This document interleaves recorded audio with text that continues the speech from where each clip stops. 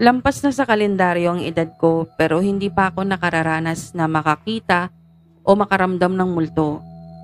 Pero takot ako mag-isa sa lugar na hindi ko kabisado. Kasi oo, wala pa akong karanasan sa multo. Pero sa aswang, meron. 13 anyos ako nung maaksidente ako sa pagbabike. Nahagip ako ng isang kotse. Nagising na lang ako na nasa ospital na. Hindi ward pero hindi ko rin naman solo.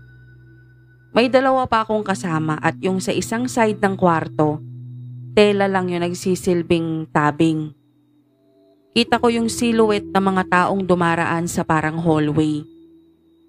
First time ko noon na makapunta sa ospital. Nung nakita ni Papa nagising na ako, napaiyak siya. Isang oras siguro ang lumipas nung ibilin niya ako dun sa bantay ng kapwa ko pasyente. Natatawagan niya lang si Mama para sabihin gising na ako. Ako kasi ang panganay at may 4 pa akong maliliit na kapatid kaya hindi nakasama si Mama sa ospital. Sabi ko pa nga kay Papa wag siyang mag-alala at hindi pa naman ako makakalakad para magbike ulit. Nasemento kasi ang kanang binti ko. Pagbalik ni Papa, nakaramdam na naman ako ng antok. Tamang-tama sa pagra-rounds nung doktor.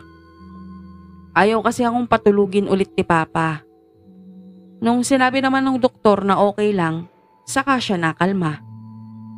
So natulog ulit ako. Nagising ako madilim na. May ilaw sa opposite side ng room. Si Papa naman tulog. Pipikit sana ako ulit kasi tulog din yung mga kasama naming iba. Nung may mapansin akong pagkalaw sa kabilang tabing na tela. Bago ko pa man yun tuluyang malingon, namatay ang ilaw. Klik! Tunog ng switch. Umunat ako ng higa at ipinikit ng konti ang mata ko. Sa gilid ng mga mata ko, nakita kong sa pinakagilid, may humawi ng tela. Nakarinig ako ng napunit. Yung napunit na tela. At dun ko napagtantong tao yun. Madilim man, naaninag ko yung kulay ng suot niya. Kulay puti. Napatanong ako sa sarili ko, "Nurse?" Hindi ko sigurado pero ang sigurado ko lalaki siya. Yung kama ko yung pinakamalapit sa pinto. Ang una niyang nilapitan, yung nasa gitnang kama. Hindi ko alam kung dahil lang ba sa epekto pa rin ng anesthesia o anumang gamot pa rin na nasa sistema ko. Pero walang ibang tunog ng mga oras na yun bukod sa paghinga ko, paghilik ni Papa at ng iba pang bantay. Doon sa taong pumasok, walang tunog. Parang walang ingay na ginagawa ang bawat galaw niya. Maliban dun sa tunog ng pagkapunit ng tela.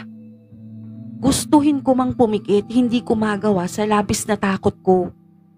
Gusto ko nang gisingin si Papa. Pero hindi ko magawa.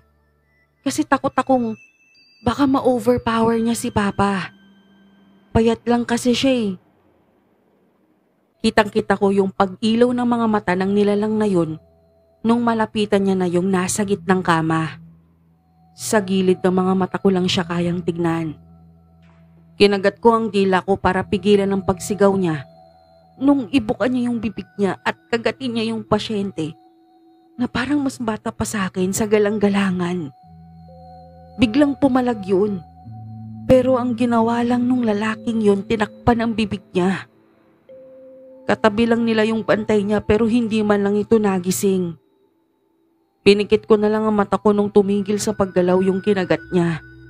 Pinilit kong makatulog. Iniisip kong masamang panaginip lang yun. Napagising ko okay na. Kaso nung magising ako, may doktor na sa kwarto at ilang nurse. Nire-revive nila yung pasyenteng nasa gitna ang kama. Si Papa niyakap ako. Hindi na nila nailigtas yun. Namatay na siya.